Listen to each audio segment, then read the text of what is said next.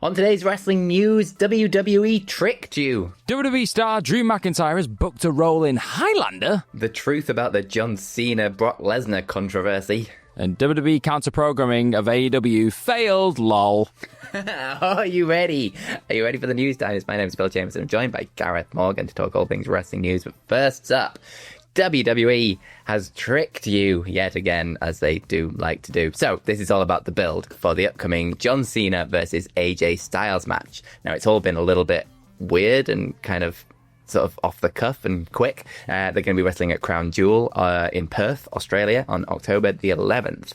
And it all kind of centered around just Twitter, basically, or X, or whatever you want to call it. John Cena kind of put out a tweet just saying, like, Cena versus Styles, thoughts? And then the replies went mad and everyone was like, yeah, one more time. And this has all come after, it was like right during reports that like Cena didn't pick the Lesnar match at Wrestlepalooza as part of his retirement tour. It was kind of forced on him. We've got more on that later, so stick around. And so it was kind of like, online it was like, thoughts. It's like, is Cena going into business for himself, like picking his matches so he gets what he wants during his retirement tour and things like that. So then we got more tweets from John Cena. He basically said, I do not choose my opponents, but I, even through tough times, always listen to the fans. And then just sort of tagged AJ Styles, are you listening? And then better yet, Triple H, are you listening? AJ replied just saying, like, I hear them loud and clear. Let's do it. I'm ready. And then eventually Triple H replied as well, saying, John Cena versus AJ Styles is a match we all want to see. And at Crown Jewel, we will, with the graphic image kind of thing.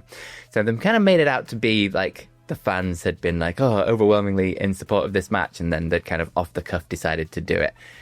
That's not the case, according to Dave Meltzer in the Wrestling Observer newsletter, at least. So apparently it's all bollocks. And the WWE, more specifically Triple H, wanted to make fans believe that they had been listened to when this was the plan all along. They wanted it to feel like it wasn't a plan and that they were kind of getting something extra, something additional within the retirement tour. And sort of most importantly, that their voices were heard when, this has been a part of the retirement tour for the whole plan of the retirement tour, basically. And it's really just down to Cena's schedule, and they didn't really want to use up appearances building up to it. So they just did it on social media and sort of did the whole thing of like, we're listening to the fans.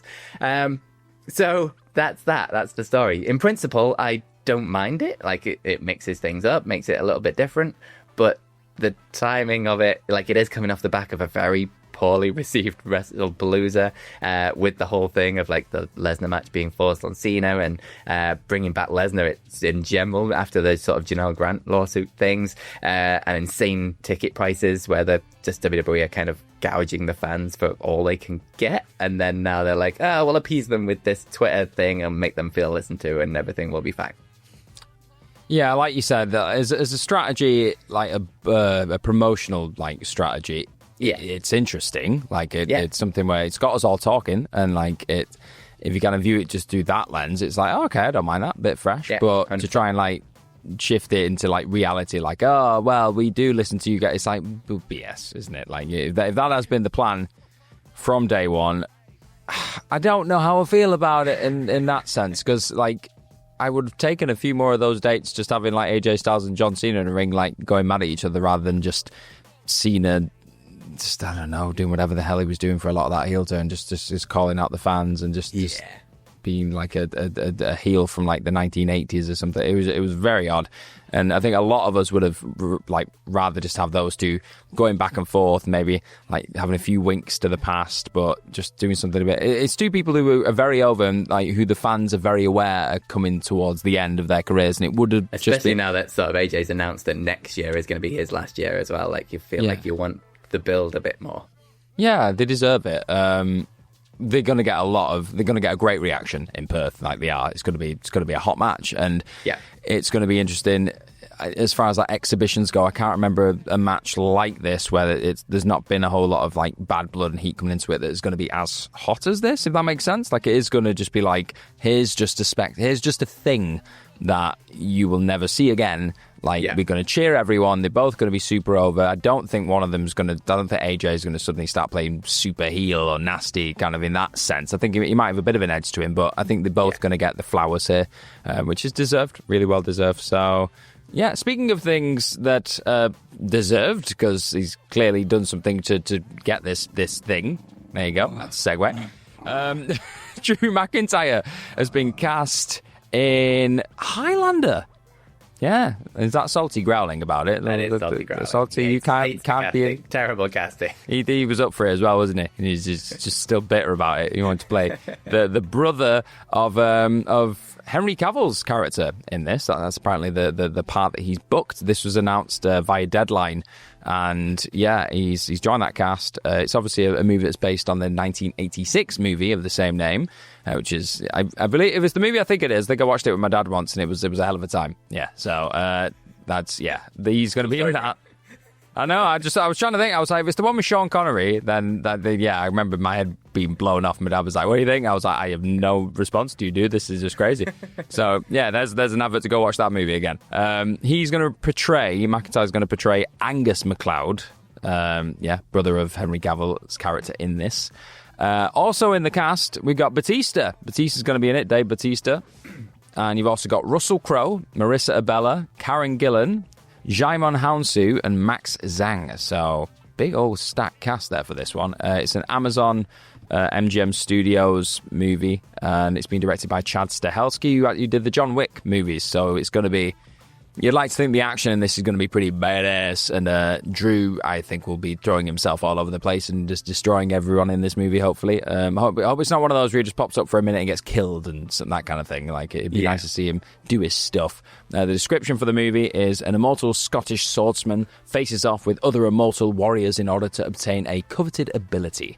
That sounds fun. The movie is expected to begin filming or production in early 2026, and that's because Henry Cavill suffered an injury recently that delayed things. So if Drew is going to be maybe missing from television to film his part in that, it will be like towards the beginning of next year.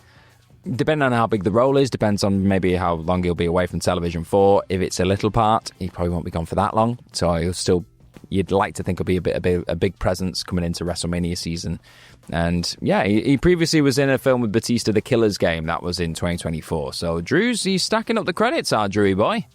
Yeah, he's getting there. I mean, I see the logic. Sword, Highlander. He's your guy. I think I saw a clip the other day of, like, I think they were saying, I think it was Batista who was like, oh, I was asked like if I knew anybody who was like big and strong, made Batista look small and could do a Scottish accent, and he was like, I know just the man. You know what I mean? Like, I mean, yeah, he fits the bill. If that's the character right up, then you can't really go wrong. But yeah, no, good for Drew. Yeah, swords. Who knew? Swords is where it's at. It gets you bucked. You need to get a sword, and then I need a sword. That's it. I did a bit of stage combat back in the day, and I got a broadsword snapped over the top of my head once. So nice. Probably not wise to put me near one again. Is what I'm thinking. That's probably not. There you go. So there you go. Another cool story. Not being booked for Highlander, but Drew McIntyre is. Let us know in the comments what you're good for him. So Brock Lesnar and John Cena. The truth about the match finish, basically. So the result kind of took people by surprise at Wrestlepalooza. Obviously, Brock Lesnar went over John Cena quite easily in it, and it was in the middle of the John Cena retirement tour, so people thought like he'd at least get more with Brock, or at least like maybe go over Brock. But no, in the end, Brock put him away pretty easily. So the match was originally set for the main event. That's what WWE wanted, but ESPN wanted Cody versus Drew to be the main event of the show.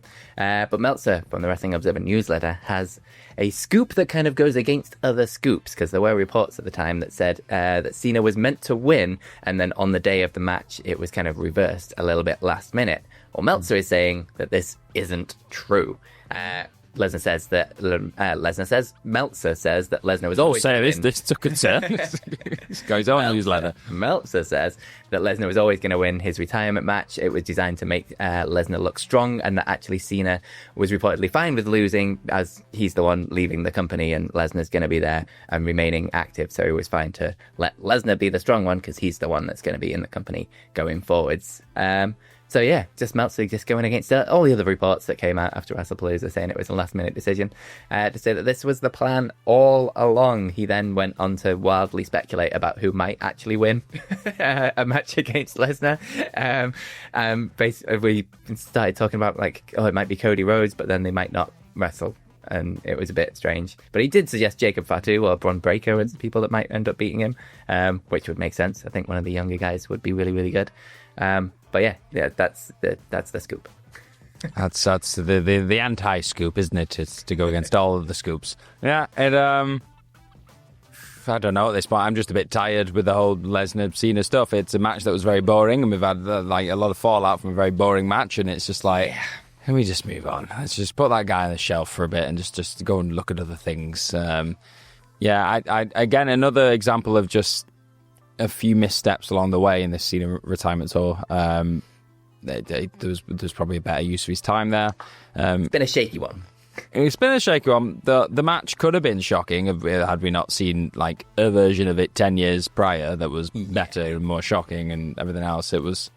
That's the problem with these retirement tours that, like, I mean, like, Edge was similar when he came back to WWE. Like, what we really wanted from it was all the matches that we've never had, like all the new people wrestling against them. And then WWE seems to fall back on nostalgia and go, oh, but we'll do this one last time. And it's like... There's a way of doing it. Like, we've got this AJ Cena one, like, it's there. Like, and a lot of people are really wanting that. So, like, there are some matches that people want to see come back for that nostalgia and like, memories, and it's been so long since we've seen that match and there's a lot of fondness for it. But there are others where it's just like two big names. Remember when these used to wrestle, like Cena Orton again? It's like, it's like, okay, do we really need that? No, not massively. But something that people did need, and they clearly put their hands in the pockets to go and get it, was All Out. AEW All Out. Obviously, coming into this, like we were talking about Wrestlepalooza there, WWE counter-programmed a little bit by just throwing Wrestlepalooza on the same day. And they ended up competing. I think they were in competition head-to-head for like an hour, weren't they, for this? And it made AEW move the show earlier in the day, didn't it? I think they were originally on for 8 p.m. and they moved it to like 3 p.m, similar to what we were doing for All In. So a lot of people are thinking, is that going to affect the buys and everything else? People are going to be watching WWE instead. Well, as we can confirm here, sort of confirm, it's been through a source from Dave Meltzer through the Wrestling Observer newsletter. They've said that, according to the source that they've spoken to, that number for All Out in Toronto, Canada, it did similar numbers to Revolution. That had put it in the range of 135,000 to 140,000 total buys worldwide. So the actual full quote from the Observer, it says, Tony Khan at the press conference said it did very well and said it was one of the bigger numbers of the year, and one source with numbers said it did numbers similar to Revolution. That would be the 135,000, 140,000 buys, well ahead of most expectations. This is not a figure we can confirm past that because such a high percentage were on a new platform, and thus if other platforms are down, it only makes sense. So yeah, it's looking like it's done a lot better than what a lot of people thought. Well done for AEW. Do you know what I mean? Like they've I think this slot, putting it in that kind of afternoon slot, is something where a lot of people are like, people are going to be that bothered? Are they going to want to watch wrestling that early? Turns out, yeah, they would. Or if people buy the pay-per-view, maybe they just watch it a little bit later on, or watch WWE later on. Like this, we're in the demand era now. You can just watch whenever you want to watch stuff. You don't have to sit there for 8 hours, really. You can just pick and choose when you want to watch it. So yeah, they went head-to-head for an hour. There's no figures that have been released for Wrestlepalooza just yet.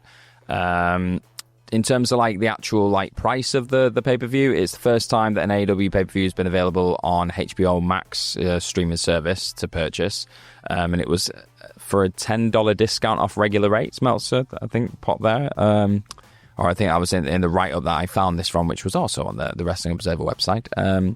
A subscription to HBO Max is actually required in order to get that streaming service.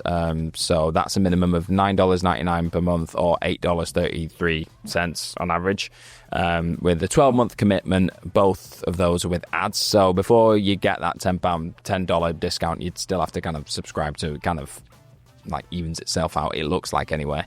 So when that number is finalised, All Out is set to be tied for AEW's second most purchased event of the calendar. Yeah, like, so that's pretty good. So that's behind All In, obviously, that just like trumped everything. But then it's looking like Revolution and All Out are going to be pretty neck and neck. So for me, I think this is showing that this experiment going to a bit earlier on in the day has been a good one. It's showing that people aren't that bothered. So if it means, I'm being selfish here as somebody who watched from the UK, I'm like, if you can keep putting it on early and I can watch it at a good time and I have to watch it the next day or really stupid o'clock in the morning, that works for me. All three of the final pay-per-views of 2025, so that's Wrestle Dream, Full Gear and World's End, are currently set to begin at 8 p.m. Eastern, that's in America, but that could change because, like I said, I think originally All Out was set for 8 p.m, but then they changed it. Depends what WWE are going to do, doesn't it? They could just suddenly pop up and go, ha, 3 more pay-per-views and just drop them in and around those events. That. They do. So, yeah. But yeah, I mean, it shows, like, there's other metrics as to what WWE are chasing with this kind of programming thing. It's not, like, just taking buys away, but they're also after, like, dominating the conversation on social media and things like that, which is harder to judge, obviously. Mm-hmm. That's why I think WWE are probably happy that AEW are having to move theirs earlier, because then WWE gets to put their shows on straight after, and then that's where the social media chatter goes to, I guess. Yeah. So they're probably not going to stop, even if it's not sort of directly impacting pay-per-view buys or anything like that. I can highly see this continuing on for quite a while, as it seems to be what WWE are enjoying doing at the minute. But yeah, no, it's good for AEW that they're still sort of fighting through this and it isn't affecting them too much. Good for wrestling that we're still getting a second company that are doing like nearly 140,000 buys. Like that's they're good numbers. So yeah, not too shabby at all. Good stuff. But that is it. Thank you very much for joining us on the Saturday news. You can follow us on the social medias. You can follow me at Phil My Chambers. You can follow Gareth on X at GM04, on Instagram at Gareth Morgram, and then if you're into personal fitness and just getting healthy and all that good stuff, I've got a personal training Instagram, which is at fitness.focus.gm. There's a little link to it on that first Instagram, so give it a follow, like all the posts, and just support this little egg. Please. Yes, let's all support eggs this weekend. And have yourselves a bloody good day. Have a good one. Bye-bye.